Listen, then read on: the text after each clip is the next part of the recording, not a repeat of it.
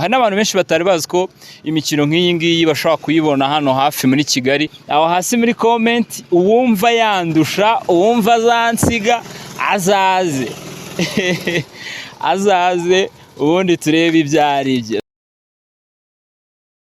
Nidutemberane na Today 250 nkuko mumaze kugenda mubimenyera. Uyu munsi sasa ntabwo bisanzwe, murabizi ko gahunda ari ukubatembereza ahantu hose muri Kigali hadasanzwe hafite umwihariko.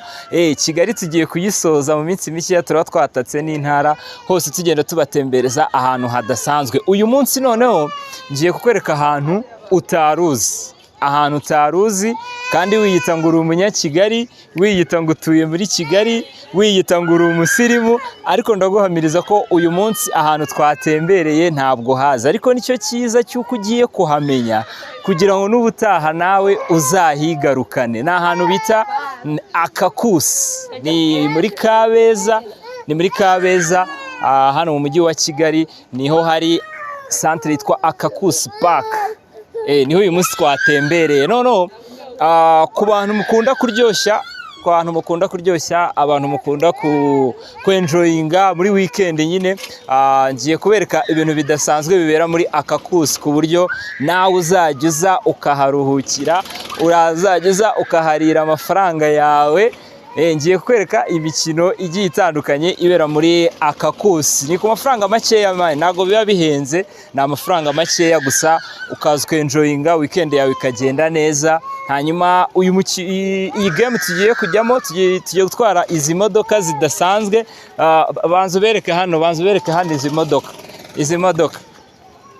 Yes, wazibonye. Hari abantu benshi rero baba batazi ko ibintu nk'ibi ngibi biba biri muri Kigali, niyo mpamvu tuba twatembereye tukavuga tuti reka tuhabagerere tubereke nyine ukuntu biba bimeze. Ubundi mujye murya amafaranga nyine nk'abantu b'abasirimu, mujye muyarira ahantu hasirimutse, ahantu hameze fresh cyane. Ntujye kure, ndi kumwe na Wilson, nitwa Iva Eritier. Tugiye kujya muri uyu muhanda ubundi dutware izi modoka tubereke ukuntu biba bimeze. Hanyuma aha muri Akakusi ngira ngo ni hanini cyane, uri bereka no heruguru iriya.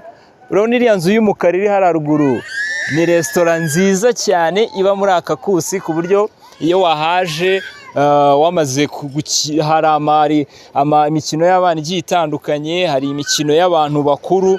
Ibi byo ni iby'abantu bakuru, izi modoka ni iz'abantu bakuru, ntabwo ari iz'abana. Iyo urangije kwenjoyingira hano, ushobora kuzamuka haruguru, hari restaurant nziza cyane wajya kwiyakiririramo, ugafata icyo kunywa, abari icyo kurya, ibintu byose bikamera neza cyane. 5 kuri 5 reka tugende. Hanyuma nimba wumva wiyaminiya mu bintu byo gutwara izi modoka, ndagutumiye uzaze muri weekend ubundi dusiganwe. Nunsiga nzagutama akantu, nunsiga nzakugurira akantu. Jya hasi muri comment udushyiremo comment, uduhe igitekerezo cyawe, like na share, byose birakenewe. Twagiye.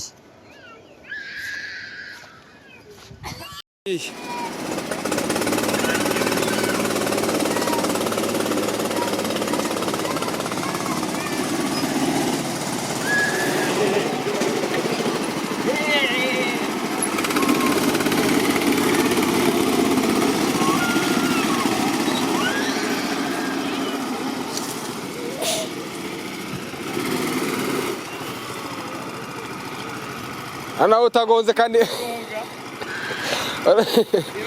wari guseka none utagiye kuguga.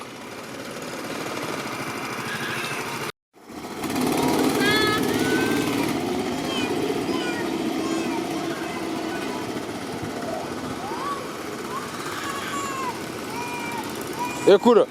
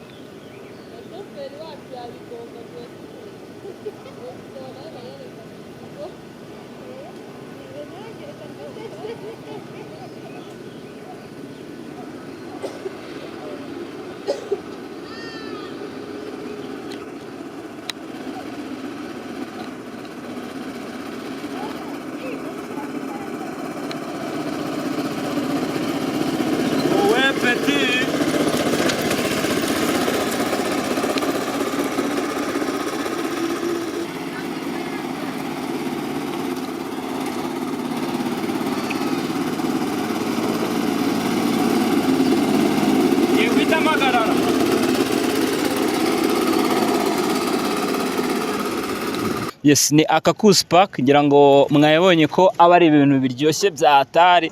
Ushobora kuba uri kubibona ukagera biroroshye. So umwihariko hari cyangwa akarusho kaba hano nuko mushobora kuza muri abantu barenze umwe muri timu y'abantu benshi mukaza mugakora amarushanwa yanyu bwanyu yo gusiganwa mukaza mugasiganwa nyine mukenjoyinga mugahevinga fun. So ngayo nguko rero ni Kabeza niho Akakusi Park iherereye ngira ngo mugomba kujya mwenjoyinga amafaranga yanyu neza abantu ibintu bya gisirimu. Hari n'abantu benshi batari bazi ko imikino nk'iyi ngiyi bashobora kuyibona hano hafi muri Kigali ariko mu by'ukuri ni hano hafi Kabeza kabisa bahita Akakusi Park niho ibintu byose biba byabereye. Niho twe twasohokeye nyine muri weekend, niho twe twatembereye turi kubereka nyine ibyiza bigiye bitandukanye biba biri muri Kigali. Ngayo nguko rero ubo nyine uyu munsi reka tube ducumbikiye aha, hanyuma aho hasi muri comment uwumva yandusha uwumva azansiga azaze ubundi turebe ibyari byo. So mwakoze cyane, mukomeze mubane natwe nyine nidutemberane, tuba twabatembereje ahantu hagiye hatandukanye muri Kigali. Okay, nitwa Iva Eritier Wilson ari kuri kamera. Mwakoze cyane.